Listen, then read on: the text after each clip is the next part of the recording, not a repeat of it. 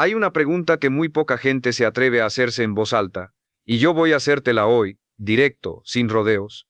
¿Y si todo lo que te enseñaron sobre cómo vivir una vida buena estuviera incompleto, no equivocado, incompleto? Porque hay una diferencia enorme entre seguir reglas y entender la arquitectura invisible que hay detrás de ellas. Y yo tardé años en darme cuenta de eso, años en los que hice todo lo que se supone que debía hacer, seguí las normas, fui el bueno del grupo, el que ayudaba, el que no se quejaba, y aún así había algo que no encajaba, una especie de vacío silencioso que no sabía cómo nombrar. Hasta que un día me senté con las palabras más radicales que un ser humano ha pronunciado en la historia de la humanidad, y empecé a leerlas de verdad, no como ritual, no como costumbre, como si fueran un mapa, y lo que encontré me cambió de una manera que todavía hoy me cuesta describir con precisión. Pero antes de contarte lo que encontré, necesito que te quedes conmigo porque hay algo en medio de todo esto que la mayoría de la gente no ve. Algo que está escondido en el corazón de estas enseñanzas y que cuando lo descubres cambia completamente la manera en que te relacionas contigo mismo, con los demás y con Dios. Y no te lo voy a revelar todavía, porque primero necesitas entender por qué estás más cerca del problema de lo que crees. Piénsalo un segundo. Vives en un mundo que te dice que el que gana es el más fuerte, el más ambicioso, el que no se detiene, el que aplasta la competencia, el que sube a cualquier costo. Desde pequeño te enseñaron que mostrar vulnerabilidad es debilidad, que necesitar ayuda es un defecto, que los que lloran son los que pierden. Y tú, sin darte cuenta, internalizaste eso. Lo metiste tan adentro que ya ni siquiera lo cuestionas. Simplemente actúas desde ahí, desde esa lógica de supervivencia disfrazada de fortaleza. Y el resultado es que llegas al final del día cansado no solo de trabajar, sino de ser. Cansado de mantener una imagen. Cansado de competir. Cansado de fingir que tienes todo bajo control cuando por dentro algo te está diciendo que hay una manera diferente de vivir esto. Y hay una manera diferente, completamente diferente. Pero lo que vas a escuchar ahora puede incomodarte al principio, porque va en contra de casi todo lo que el mundo moderno celebra. Y sin embargo es la verdad más poderosa que yo he encontrado en mi vida. Hace mucho tiempo, en una ladera de una montaña, un hombre se sentó frente a una multitud que no era de reyes ni de filósofos ni de poderosos. Era una multitud de gente común, pescadores con las manos ásperas, mujeres que cargaban el peso invisible de una cultura que las ignoraba, enfermos, marginados, gente que había intentado hacer las cosas bien y aún así seguía sufriendo. Y ese hombre abrió la boca y dijo algo que nadie esperaba. Bienaventurados los pobres en espíritu, bienaventurados los que lloran. Bienaventurados los mansos. Y la gente que lo escuchaba debió haberse mirado unos a otros pensando, ¿qué es esto? ¿Está hablando en serio? Porque todo lo que estaba diciendo era exactamente lo contrario de lo que el mundo les había enseñado que debían ser para sobrevivir, para prosperar, para ser respetados. Pero yo te digo algo. 2000 años después, en medio de toda nuestra tecnología, toda nuestra información, toda nuestra capacidad de acceder a cualquier conocimiento en segundos, el ser humano sigue igual de perdido que entonces. Sigue corriendo detrás de las mismas cosas equivocadas, sigue creyendo que la felicidad está en el siguiente logro, en el siguiente reconocimiento, en la siguiente versión mejorada de sí mismo, y mientras tanto estas palabras antiguas siguen ahí, esperando ser descubiertas de verdad. Entonces déjame preguntarte algo directamente. ¿Cuándo fue la última vez que admitiste que necesitabas ayuda? No de manera performativa, no como táctica de liderazgo, no en un post de LinkedIn sobre vulnerabilidad, sino de verdad. En silencio, ante ti mismo. ¿Cuándo fue la última vez que dijiste yo solo no puedo con esto? Si tienes que pensarlo demasiado, es probable que lleves mucho tiempo cargando algo que no tienes que cargar solo. La primera enseñanza que me sacudió fue precisamente esa, la que habla de ser pobre en espíritu. Y yo la entendí mal durante años. Pensé que era una invitación a la resignación, a conformarse, a no aspirar a nada grande. Pero no, ser pobre en espíritu no tiene nada que ver con resignación. Tiene que ver con conciencia, con saber que hay algo más grande que tú funcionando en el universo, y que tu tarea no es controlar todo sino conectarte con eso. Es como la diferencia entre un río que fluye naturalmente siguiendo su cauce y uno al que alguien intentó redirigir con fuerza bruta. El primero llega al mar, el segundo se pierde. Cuando yo empecé a soltar el control, y te soy honesto, fue uno de los procesos más incómodos que he vivido, algo empezó a cambiar. No de manera dramática ni instantánea, sino de una forma silenciosa y profunda. Las cosas que antes me generaban ansiedad porque no podía controlarlas empezaron a tener menos poder sobre mí. Las conversaciones que antes evitaba porque me hacían sentir vulnerable empezaron a ser las más importantes de mi vida. Y la relación que tenía conmigo mismo, que era básicamente una relación de exigencia constante y crítica permanente, empezó a transformarse en algo que yo no sabía que podía existir: compasión propia. porque eso es lo que produce la humildad real. No te hace más pequeño, te hace más humano, y cuando eres más humano, te conectas más con los demás. Y cuando te conectas más con los demás, el mundo a tu alrededor empieza a cambiar de una manera que ningún esfuerzo de autoayuda clásico puede producir. Pero aquí es donde la cosa se pone más complicada, porque justo cuando empecé a entender esto, me di cuenta de algo que no esperaba. Resulta que hay una segunda capa en estas enseñanzas que la mayoría de la gente nunca alcanza a ver. Una capa que es más oscura, más incómoda y más reveladora que la primera. Y tiene que ver con el dolor. Bienaventurados los que lloran. Esa es una frase que durante mucho tiempo me pareció casi cruel. ¿Qué tipo de bendición es el llanto? ¿Qué tipo de fortuna es el sufrimiento? Y sin embargo, cuando me detuve a pensar en los momentos más transformadores de mi vida, me di cuenta de que todos, sin excepción, habían pasado por una ruptura, por una pérdida, por un momento en el que algo que yo creía seguro se desmoronó. Y en ese desmoronamiento, en ese momento en el que no había manera de fingir que todo estaba bien, fue donde ocurrió el cambio real. El llanto del que se habla aquí no es el llanto de la desesperanza. Es el llanto que viene de tener el corazón lo suficientemente abierto como para sentir la realidad de las cosas. Es el llanto del que ve la injusticia y no puede quedarse indiferente. El llanto del que reconoce su propio fracaso y no lo esconde bajo capas de ego. El llanto del que ha perdido algo o a alguien y se permite sentirlo completamente en lugar de anestesiarse con ocupación y distracción. Y la promesa es que esos que lloran van a ser consolados. No que el dolor va a desaparecer como por magia, sino que en el fondo de ese dolor hay algo que espera, una presencia, un consuelo que no viene de fuera sino de adentro, que no depende de que las circunstancias cambien sino de que el corazón se abra. Yo lo experimenté. Hubo un periodo de mi vida en el que perdí varias cosas al mismo tiempo. No voy a entrar en detalles porque cada uno tiene su propia versión de esa historia, pero puedo decirte que en ese momento lo último que quería era sentarme con el dolor. Lo último que quería era llorar, porque me habían enseñado que eso era rendirse, que los fuertes seguían adelante, que el tiempo lo curaba todo y que lo mejor era mantenerse ocupado. Pero el dolor no desapareció, se acumuló, se hizo más pesado, hasta que un día, en un momento de silencio que no busqué sino que simplemente llegó, algo se rompió dentro de mí, y lloré, con todo, sin control, sin audiencia, sin performance. Y en ese llanto encontré algo que no esperaba encontrar. Encontré a alguien, encontré una presencia que no sé cómo describir con exactitud, pero que era real, más real que cualquier cosa que hubiera tocado con las manos. Y desde ese momento algo en mí empezó a sanar de una manera que yo no había logrado producir con ningún esfuerzo consciente. Así que si hay algo en tu vida que has estado evitando sentir, algo que has estado bloqueando con trabajo, con redes sociales, con distracción constante, con cinismo o con humor, quiero que lo tengas presente mientras seguimos aquí, porque lo que viene ahora tiene que ver precisamente con eso. Hay una tercera enseñanza que me tomó mucho más tiempo entender, y es la de la mansedumbre. Bienaventurados los mansos porque ellos heredarán la tierra. Esta fue la que más resistencia me generó, porque yo crecí en una cultura donde la mansedumbre se confundía con la pasividad, con ser el que aguanta, el que no dice nada, el que deja que los demás lo pasen por encima, y esa imagen me repelía completamente. Pero la mansedumbre de la que se habla aquí no tiene nada que ver con eso. Un caballo salvaje que ha sido domado no pierde su fuerza, la tiene bajo control, y eso es exactamente lo que es la mansedumbre, fuerza bajo control. Es la capacidad de responder en lugar de reaccionar. Es la habilidad de mantenerte sereno cuando todo a tu alrededor está en caos.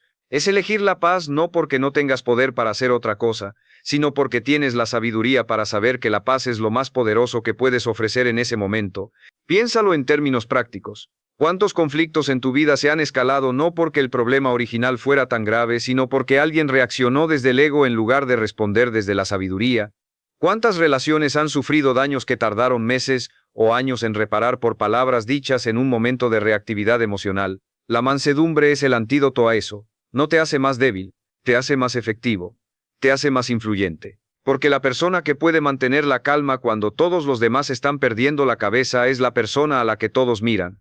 Es la persona que tiene el poder real en la habitación, y la promesa de heredar la tierra, que suena muy lejana y muy espiritual si la ves superficialmente, tiene una dimensión completamente práctica. Los mansos, los que no desperdician su energía en guerras del ego, los que no se desgastan en conflictos innecesarios, los que construyen en lugar de destruir, son los que a largo plazo tienen algo que mostrar, los que llegaron al final con algo que importa. Pero hay algo que todavía no te he dicho. Algo que tiene que ver con lo que yo encontré escondido en el corazón de todas estas enseñanzas, y te lo estoy guardando porque necesitas llegar a él con la preparación adecuada. porque si te lo dijera ahora antes de que entendieras todo lo anterior, sonaría demasiado simple, casi trivial. Y no es simple. Es la cosa más profunda y más difícil que he encontrado en mi vida. Sigamos. Hay una enseñanza que habla de hambre y sed, no de comida ni de agua, sino de algo mucho más urgente. Bienaventurados los que tienen hambre y sed de justicia, porque ellos serán saciados. Y cuando leí esto por primera vez, lo entendí como una promesa para activistas, para los que marchan, para los que pelean por derechos. Y sí, tiene esa dimensión. Pero hay algo más personal ahí, algo que tiene que ver con lo que tú, en lo más íntimo de tu vida, estás dispuesto a buscar con intensidad real. La mayoría de la gente que conozco quiere vivir bien, quiere ser buena persona, quiere hacer lo correcto, pero eso no es hambre y sed, eso es un deseo moderado, cómodo, que no incomoda demasiado. La hambre y la sed de la que se habla aquí es algo diferente. Es una urgencia que no te deja descansar.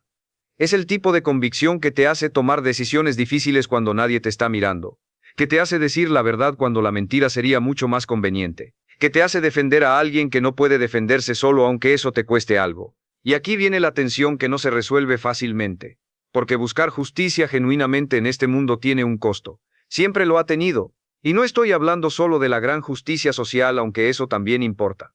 Estoy hablando de la justicia en tus relaciones más cercanas, de la honestidad que a veces incomoda, de la integridad que no negocia, de la valentía de ser coherente entre lo que dices que crees y cómo vives de verdad.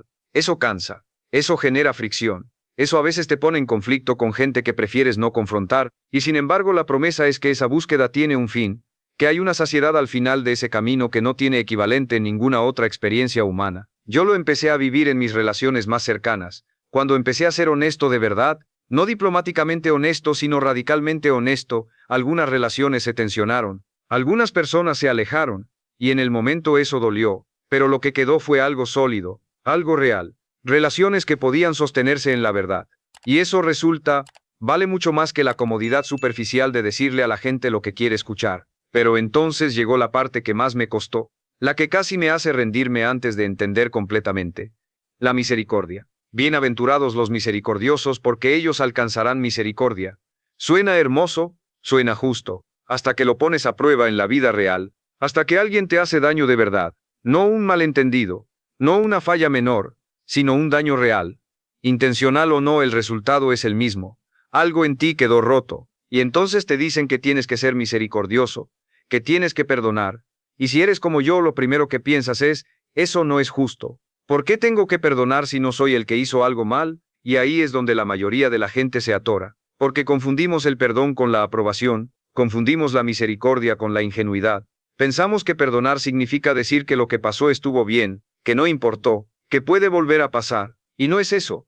La misericordia genuina no borra el daño, no niega la realidad de lo que ocurrió, no te pide que te pongas en riesgo de nuevo. Lo que hace es liberarte a ti, porque cargar el resentimiento es como tomar veneno y esperar que el otro se muera. Te está dañando a ti, te está costando energía que podrías estar usando para construir algo que importa, te está manteniendo conectado emocionalmente a algo que ya pasó, impidiéndote estar completamente presente en lo que es. Cuando yo finalmente solté uno de los resentimientos más grandes que cargaba, que había cargado durante años sin darme cuenta de cuánto peso real tenía, fue como respirar profundo por primera vez después de mucho tiempo. No fue fácil, no fue instantáneo, fue un proceso. Pero el resultado fue que de repente tenía capacidad disponible para cosas que antes no podía ver.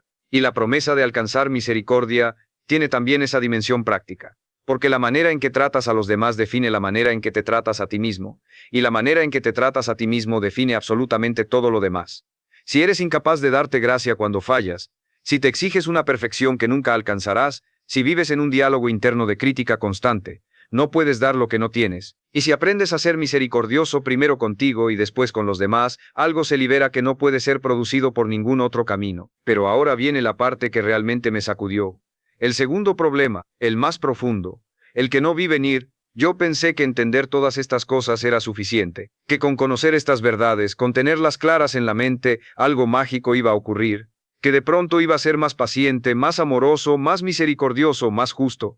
Y durante un tiempo me convencí de que así estaba pasando, que estaba mejorando, que estaba creciendo.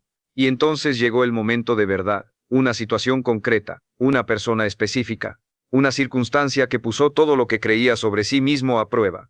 Y descubrí que saber no es lo mismo que ser, que entender una verdad con la mente no significa haberla integrado en el corazón, que puedo hablar de mansedumbre y perder la paciencia en 5 minutos, que puedo predicar sobre misericordia y aferrarme al resentimiento en secreto, que puedo hablar de pureza de corazón mientras alimento pensamientos que no reflejan en nada lo que digo creer.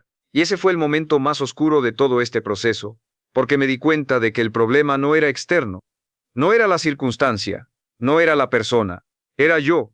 Era la brecha enorme entre lo que yo creía ser y lo que realmente era en los momentos en que nadie me estaba mirando y nada iba como yo quería.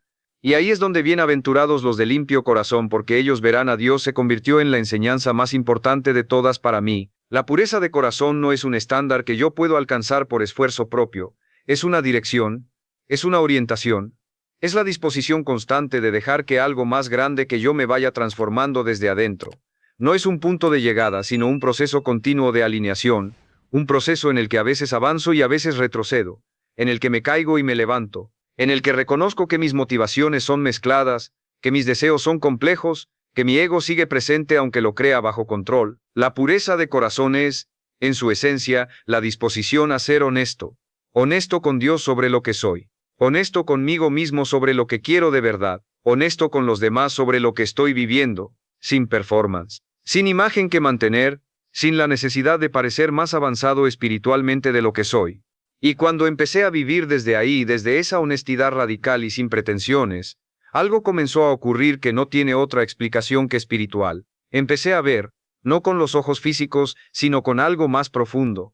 Empecé a percibir la presencia de algo en los lugares más ordinarios, en conversaciones simples, en momentos de silencio, en la manera en que la luz entra por una ventana por la mañana, en el rostro de alguien que está sufriendo. Empecé a ver la dimensión sagrada de las cosas cotidianas, y eso cambió completamente la textura de mi vida diaria, porque la promesa de ver a Dios no es solo para el futuro lejano, es para ahora, es para este momento, es para el que tiene el corazón lo suficientemente limpio, lo suficientemente honesto, lo suficientemente despojado de sus propias agendas, como para reconocer lo divino cuando se manifiesta en lo ordinario. Hay algo más, algo sobre lo que necesito hablarte antes de llegar al corazón de todo: los pacificadores. Bienaventurados los pacificadores, porque ellos serán llamados hijos de Dios. Y yo por mucho tiempo confundí pacificar con callar, con no generar conflicto, con evitar las conversaciones difíciles para mantener la paz superficial que en realidad no es paz, sino silencio cómplice. Pero un pacificador real es algo completamente diferente. Un pacificador es alguien que tiene el coraje de ir hacia el conflicto, no para inflamarlo, sino para transformarlo. Alguien que puede sentarse en medio de la tensión entre dos personas y encontrar el hilo humano que las conecta debajo de todo el ruido. Alguien que puede decir la verdad difícil con suficiente amor como para que esa verdad produzca reconciliación en lugar de más ruptura. Yo soy un pacificador en proceso. Todavía me cuesta. Todavía a veces elijo el silencio cómodo sobre la conversación necesaria. Todavía a veces dejo que las cosas se acumulen cuando debería abordarlas de frente. Pero cada vez que elijo el camino del pacificador, cada vez que tengo la valentía de ir hacia la dificultad con amor en lugar de huir de ella con comodidad, el resultado siempre supera lo que yo esperaba. Y la identidad que trae consigo ser llamado hijo de Dios es la identidad más poderosa que existe. No porque sea un título, sino porque define desde dónde operas en el mundo. Si eres hijo de un rey, no actúas como alguien que no tiene nada. Si eres portador de algo sagrado, no te comportas como si tu vida no tuviera peso. Ser hijo de Dios no es arrogancia, es responsabilidad, es saber que llevas algo que importa, que tu presencia en el mundo tiene un propósito que va más allá de tus propias preferencias y comodidades. Y luego está la parte más contraintuitiva de todas, la que habla de persecución. Bienaventurados los que padecen persecución por causa de la justicia, porque de ellos es el reino de los cielos. Y yo podría hablar de persecución en términos abstractos, de héroes de la historia, de mártires, de figuras históricas que pagaron el precio más alto por sus convicciones. Pero quiero hablarte de una persecución más cotidiana, más cercana, más personal. Cada vez que decides ser honesto cuando la mentira sería más conveniente, hay una persecución pequeña. Cada vez que te niegas a participar en algo que va en contra de tus valores, aunque eso signifique quedar fuera del grupo, hay una persecución pequeña. Cada vez que dices lo que piensas de verdad en un ambiente donde lo políticamente correcto es decir otra cosa, hay una persecución pequeña. Cada vez que defiendes a alguien que no puede defenderse a sí mismo aunque eso te cueste la aprobación de otros, hay una persecución pequeña. Y en esas persecuciones pequeñas es donde se forma el carácter, donde se endurece la convicción, donde se prueba si lo que dices creer es real o es solo performance. Y la promesa de que el reino de los cielos pertenece a los perseguidos no es una consolación de premio de consolación.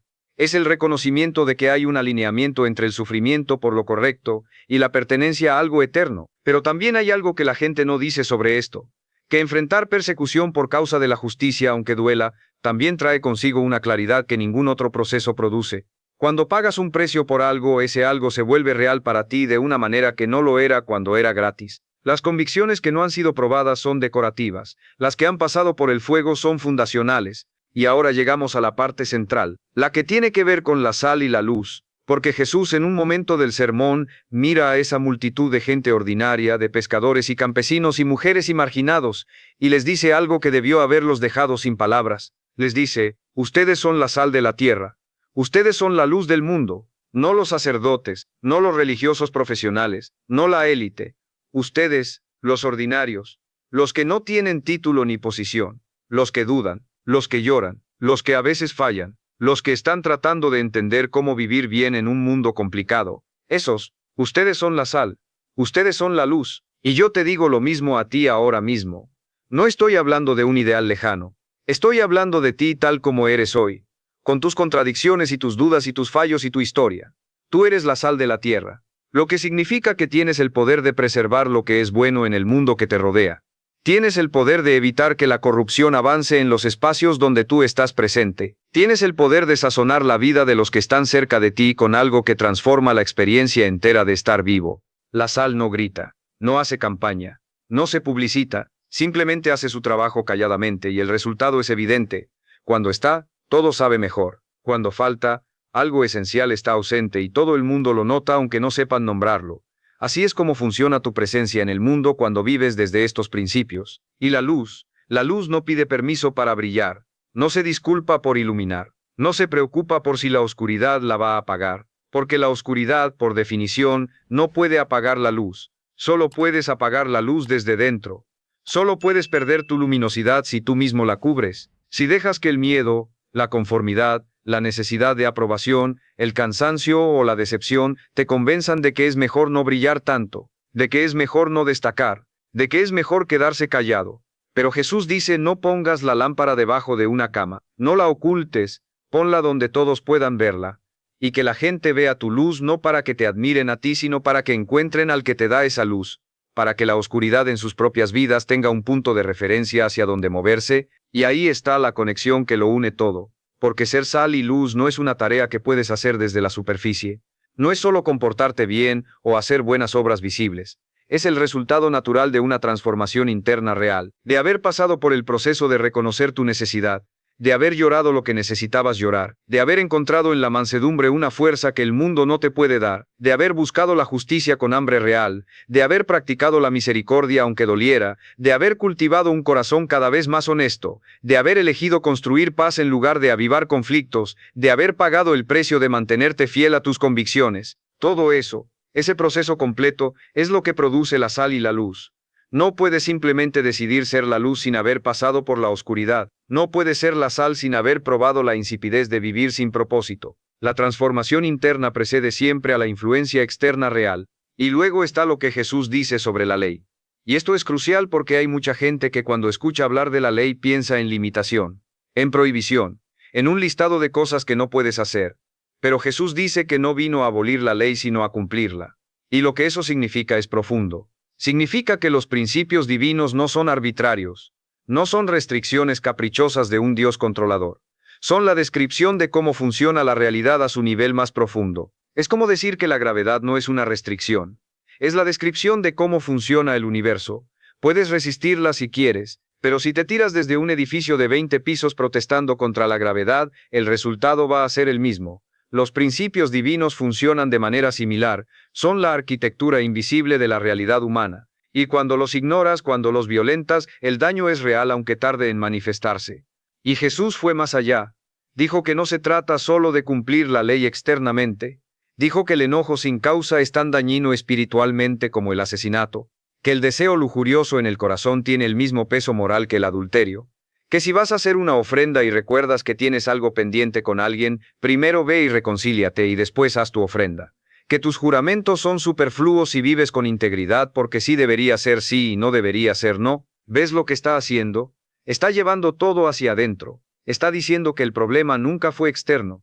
Nunca fue una falta de normas suficientemente claras. El problema siempre fue el corazón. Siempre fue la fuente desde la que actuamos. Y si la fuente está contaminada, el agua que fluye de ella va a estar contaminada sin importar qué tan bonita sea la tubería. Por eso el enojo me importa tanto. No el enojo que reconoces y manejas, sino el que guardas, el que racionalizas, el que justificas con muy buenas razones pero que en el fondo es una herida no resuelta que está gobernando decisiones que crees tomar desde la razón. Ese enojo que no nombraste pero que está ahí, dando forma a tus reacciones, a tus juicios, a tu manera de relacionarte, y por eso el adulterio en el corazón es tan relevante. No porque la moralidad sexual sea lo más importante de todo, sino porque es el ejemplo que Jesús usa para ilustrar algo más amplio. El principio de que lo que habitas en tu interior, lo que alimentas con tu atención y tus pensamientos, determina quién eres de verdad. Y si hay una brecha entre lo que piensas en privado y lo que presentas en público, esa brecha te cuesta algo. Siempre. No necesariamente de manera visible e inmediata, pero te cuesta integridad, y la integridad es la única moneda que realmente importa a largo plazo. Y los juramentos, la honestidad. Esta es la enseñanza que más me resuena en el mundo actual donde las palabras se han devaluado de una manera alarmante. Donde promesas se hacen para impresionar y se rompen sin mucho drama. Donde los contratos existen precisamente porque las palabras de una persona sola ya no son suficientes garantía. Jesús dice que eso no debería ser así. Que si vives con integridad real, tu sí y tu no son suficientes. Que no necesitas rodear tus palabras de juramentos grandiosos para que sean creíbles. Que la credibilidad no se construye con grandes declaraciones sino con la consistencia silenciosa de hacer lo que dices que harás. Y ahora, finalmente, llegamos al corazón. A lo que he estado guardando desde el principio. A la cosa más profunda y más difícil que encontré en todo este recorrido. Amar a los enemigos. Bienaventurados. No, espera. Esto no es una bienaventuranza. Esto es una instrucción directa. Amad a vuestros enemigos. Haced bien a los que os aborrecen. Orad por los que os ultrajan y os persiguen. Y cuando yo leí esto por primera vez, pensé que era una metáfora, una exageración retórica para ilustrar un principio general de bondad. Pero no, es literal, es directo, es exactamente lo que dice. Ama a tus enemigos. No tolera a tus enemigos. No evita a tus enemigos. No los ignora o los bloquea o simplemente deja de pensar en ellos. Los ama, activamente, intencionalmente, con esfuerzo real. Y yo sé lo que estás pensando ahora mismo, porque yo pensé lo mismo. Pensé, esto es imposible. Esto va en contra de todo lo que soy como ser humano. Esto es absurdo. Y si eso es lo que estás pensando, te tengo que decir algo importante. Tienes razón. Es imposible. Por tus propias fuerzas. Es absolutamente imposible. Y ese es exactamente el punto. Porque toda la arquitectura de estas enseñanzas, todas las bienaventuranzas, todos los principios que hemos recorrido juntos en este tiempo, apuntan hacia lo mismo. Hacia la realidad de que hay cosas que son verdaderas, que son buenas, que son necesarias para la vida humana plena, que tú no puedes producir por esfuerzo propio, que requieren algo más, que requieren una transformación que viene de afuera hacia adentro, que requieren la intervención de algo más grande que tú mismo. Y eso es lo que Jesús estaba ofreciendo en esa ladera de montaña hace 2000 años. No un sistema de autoayuda, no un conjunto de técnicas de bienestar, no una filosofía de vida optimizada, estaba ofreciendo acceso a una fuente de transformación que ningún ser humano puede crear por sí solo. Estaba diciendo que hay un amor que está disponible para ti que no depende de que lo merezcas, que hay una gracia que no tiene condiciones, que hay una presencia que puede habitar en el interior de tu vida y producir desde adentro lo que tú llevas años intentando fabricar desde afuera. Amar a los enemigos no es el punto de partida, es el resultado.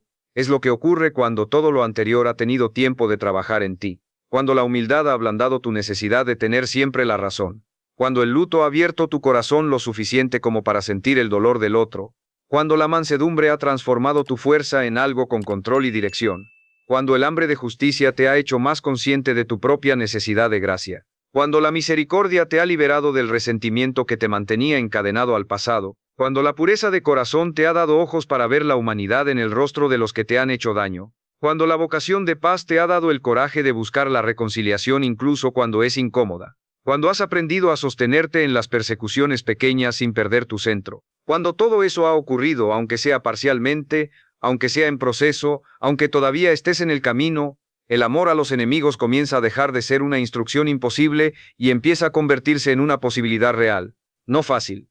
no automática, pero posible. Yo no he llegado, no voy a pretender que he llegado, pero estoy en el camino, y puedo decirte con honestidad que la dirección que marcan estas enseñanzas es la única que he encontrado que produce transformación real, no cosmética, no superficial, sino profunda. La del tipo que cambia la manera en que te despiertas por la mañana, la que cambia el sabor de las conversaciones que tienes, la que cambia la textura de tus relaciones más cercanas, la que produce una paz que no desaparece cuando las circunstancias se ponen difíciles porque no depende de las circunstancias para existir. Y eso me regresa al principio, a la pregunta con la que empecé. ¿Y si todo lo que te enseñaron sobre cómo vivir una vida buena estuviera incompleto? Lo que descubrí es que sí, que hay una dimensión de la vida humana que no se puede alcanzar por esfuerzo propio, ni por conocimiento acumulado, ni por disciplina sostenida, que hay una plenitud que está disponible pero que requiere rendición antes que esfuerzo, apertura antes que logro, honestidad antes que perfección. Las bienaventuranzas no son el programa de los que ya llegaron, son el camino de los que reconocen que todavía están en camino, y en ese reconocimiento, en esa honestidad fundamental sobre nuestra condición, empieza algo que ningún otro punto de partida puede producir. Así que si hay algo que me llevaré yo de todo este recorrido, y que quiero dejarte a ti también, es esto: la vida que describes que quieres. La vida con propósito, con paz profunda, con relaciones genuinas, con impacto real, con una sensación de que lo que haces importa, no empieza con hacer más cosas. Empieza con reconocer que hay algo que no puedes hacer solo, y tener la humildad de abrirte a lo que puede entrar cuando dejas de fingir que lo tienes todo resuelto. Esa es la puerta, y del otro lado de esa puerta, todo lo que hemos recorrido juntos hoy se convierte en experiencia vivida y no solo en palabras escuchadas. Yo he cruzado esa puerta. Sigo cruzándola todos los días porque cada día la encuentro de nuevo, y cada vez que la cruzo, el mundo al otro lado es un poco más rico, un poco más real, un poco más lleno de lo que siempre estuve buscando sin saber exactamente cómo nombrarlo. Y tú también puedes cruzarla. No cuando seas mejor, no cuando lo tengas más claro, no cuando hayas resuelto todos tus problemas. Ahora, tal como eres, con todo lo que cargas, con todas tus dudas, con todas tus contradicciones, con todo tu cansancio de intentar ser suficiente por tus propios medios. La puerta está ahí, y lo único que se necesita para cruzarla es exactamente lo que Jesús describió en la primera bienaventuranza: ser pobre en espíritu. Reconocer que lo necesitas, que sin eso, algo esencial falta, y que con eso todo lo demás empieza a tener un sentido diferente. Eso es lo que encontré en el Sermón del Monte, no un conjunto de reglas, un mapa hacia casa. Y cada vez que lo sigo de verdad, aunque sea imperfectamente, aunque sea con tropiezos, me acerco un poco más a la versión de mí mismo que siempre supe que era posible pero que nunca logré alcanzar por mis propias fuerzas. Ese es el viaje. Y si has llegado hasta aquí conmigo, ya empezaste a caminarlo.